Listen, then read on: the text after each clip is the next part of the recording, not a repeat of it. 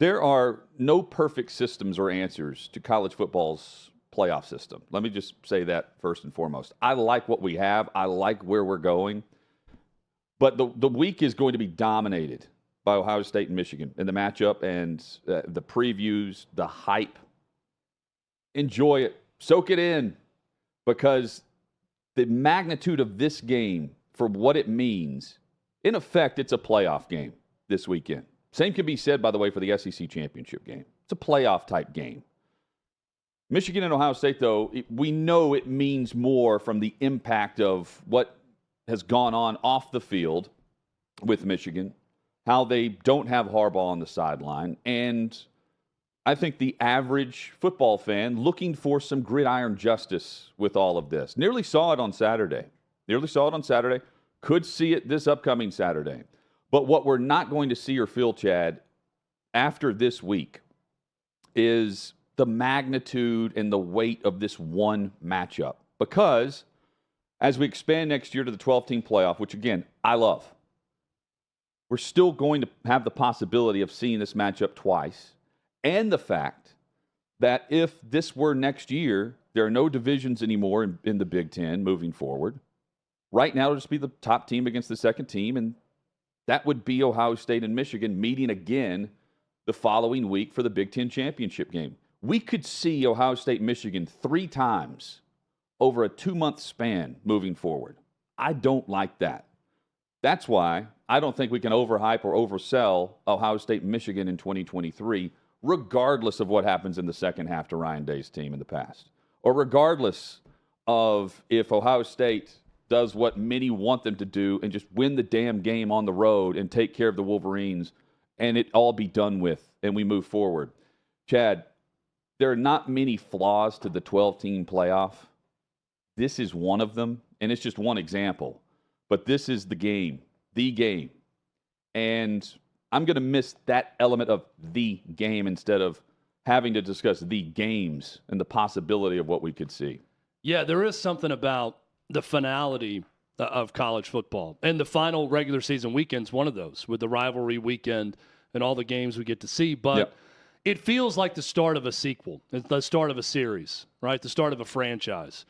Michigan, Ohio State, round 1. Because 12-team playoff, they're likely or they could meet again at some point. And we could have seen that last year. I know the rebuttal there. Now, look, I think Michigan, Ohio State obviously will always be something of note every time they play. But I still think the benefits far outweigh the negatives when you look at what's going to happen moving forward with 12 teams involved and everything that could happen with it and all the different teams that could be involved. Because the problem I have with college football right now is just the fatigue of feeling like halfway into the season, there's like 4 or 5 teams that to follow for a national championship, right? And again, college football is fun because and I say this over and over, every team has different expectation, and success could mean something different for every program. It's not professional sports where there's 32 teams and you either win the championship or you don't, right? It's getting to a bowl game might be a great win for a certain team. Getting 9 wins might be something. Getting 10 wins is unheard of for some programs. Ask Missouri right now about, possibly going 10-2 this season and what that means for them. They're not going to win a national title, but that's huge for that program. Yeah. So I like that aspect of it. I'm going to like it more when there's more teams playing for that national championship. But I do get fatigued by feeling like, hey, there's only a handful of teams that really have a chance and that really could make it happen. And I think we kind of get to that point earlier and earlier in the year. One of those teams, Hutton, is Georgia, obviously. Yeah. I don't know that we're paying enough respect to exactly what they've got going on right now. I mean, we're talking about the first three-peat for a national championship since the 30s when Minnesota did it. And they are rolling right now. They just took on, at the time, it's not going to be the case with the college football playoffs tonight, but at the time, back-to-back top 20 college football playoff ranked teams in consecutive weeks. And they steamrolled them by 63 combined points in those 2 games with their wins over Ole Miss and Tennessee. Just so happens to be Brock Bowers comes back for that Ole Miss game and then has a touchdown against Tennessee on the road also. It's a team now. We can talk about what that says about Ole Miss and Tennessee, who's fallen off the last 2 weeks, but this is more about Georgia right now. They have hit their stride the right time of year. They have their rivalry game with Georgia Tech, then they're going to play Alabama in the SEC championship. And I'm just sitting there. It's such a foregone conclusion now with Georgia that they've got 5- and 4-star guys at every position, and they send a ton of guys to the NFL. It doesn't matter because 4- and 5-star guys are right behind them, much like Alabama. Alabama hasn't won 3 straight under Nick Saban. No one is doing this. This is truly remarkable what Kirby Smart has done with that Georgia program, that Hutton, they're on the verge of this history, and I feel like it's not even making the waves that it should because it's just all of a sudden, oh, it's Georgia. It's kind of what's expected. They're a machine. They have freaks at every position, and they're going to go about beating teams this way. And look out college football playoff field and Alabama, because they're playing their best football right now at the end of the season. I think part of it is a lot like what happened with the Pac-12.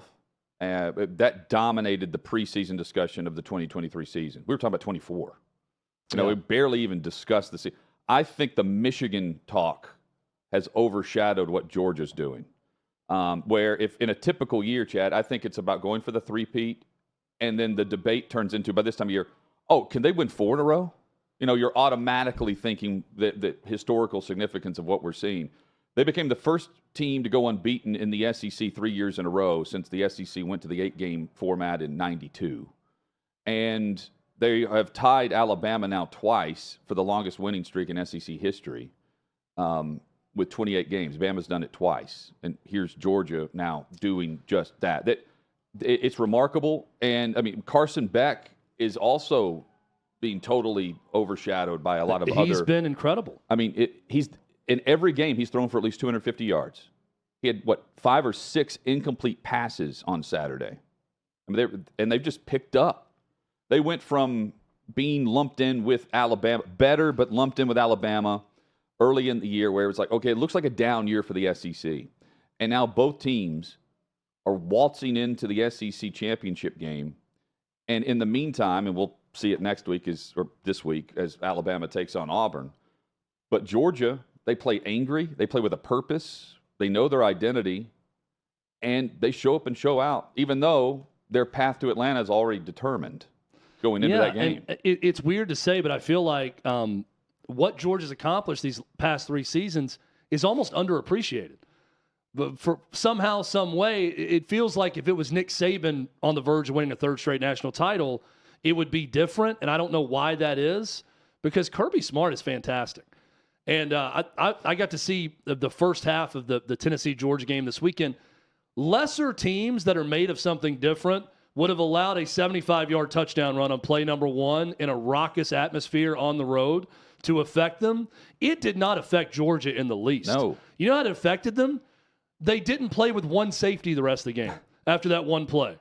Even Kirby Smart at halftime, they're up 24-10 at halftime, systematically dominating the rest of that half after falling behind 7-0. And Kirby Smart's in the halftime interview, they said, how did your team bounce back from early poor play? And he just calmly says, well, we played a run play really poorly one time. Other than that, it's been fine. It's gone exactly how we expected it to go, other than that one play, right? And I'm thinking, dude's right. They walk in expecting to dominate. They play that way, start to finish. They impose their will on teams. You don't have to be a Georgia fan to appreciate greatness. They're great. It's undeniable. And I think somehow underappreciated with that program right now that's going for a 3rd straight national championship. And right now, Hutton, I'm looking around the country. I don't think anybody's beating them. That's Alabama included. I think they're going to continue, and it's almost like they have a mental edge now over everyone else too. I see that mental edge when they take the field. I think they're going undefeated and winning a 3rd straight national title. They know exactly who they are.